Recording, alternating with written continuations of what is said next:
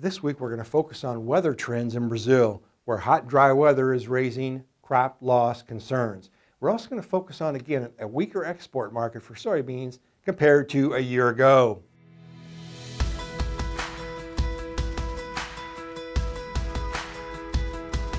Hi, this is Brian Basting with Advanced Trading. Let's talk about the soybean market. We've moved into the final few days of December here, and we are in the midst of a weather market, specifically looking at warmer and drier than normal weather in parts of Brazil. Let's take a look at where those soybeans are grown in Brazil. Now, quite a wide range, of course. In the far northern area, Mato Grosso is the #1 producing state. Those are the beans that are furthest along. Far southern Brazil is Rio Grande do Sul. That state is the furthest behind in terms of planting and crop development. Now let's take a look at short-term weather trends for those Brazilian soybean areas. Our slides this week, as usual, are courtesy of T-Storm Weather. We're going to start out looking at the past 30 days precip. It'll give us a proxy, if you will, for subsoil moisture.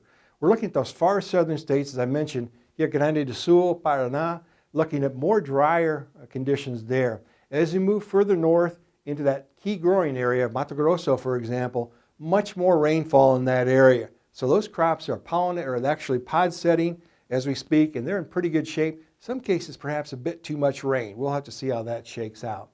Let's move on now and look at the next 14 days. Again, the same trend continues. Looking at up in the northern areas, Mato Grosso continues to get above normal precip as we move into January here. But as you look at those further states in the further south, we're looking at drier conditions continuing.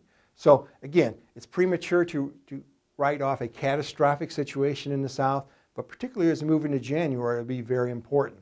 Let's summarize things with our map here, Brazilian soybean production. Again, looking at that, below that red line is where the key concern is and what's helping to fuel this weather market rally into soybeans with drier than normal conditions near term.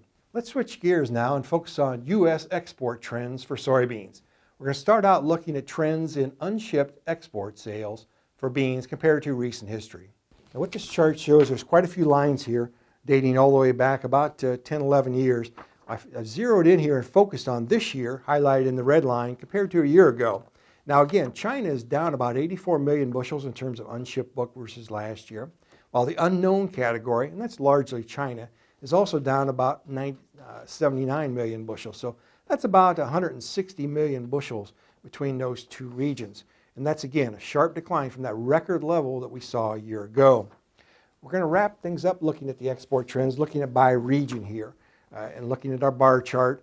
Our total unshipped sales are down about 31% from this time a year ago. So our bias is exports during January and February will fall well short of the year ago levels. And right now we think the USDA annual export forecast of 2050 appears too high. We'll get that next update from the USDA on January 12th of 2022. Let's wrap things up this week looking at trends in November soybean futures. We've looked at this slide throughout the calendar year here. We're now focusing, of course, on November of 2022 futures. Near $12.55 a bushel is the highest price for the prior late December since 2012. So again, we strongly encourage you to work closely with your trusted risk management advisor to manage price movement. Now, if you'd like more information, please feel free to contact us at 800-664-2321. We'll put you in contact with one of our risk management consultants who'll be happy to visit with you at your convenience. And remember, we upload every Wednesday. Make sure to subscribe to our channel and never miss an upload. This will be our final taping for calendar year 2021. We'll resume again in January. I'd like to wish you all a Merry Christmas and a Happy New Year.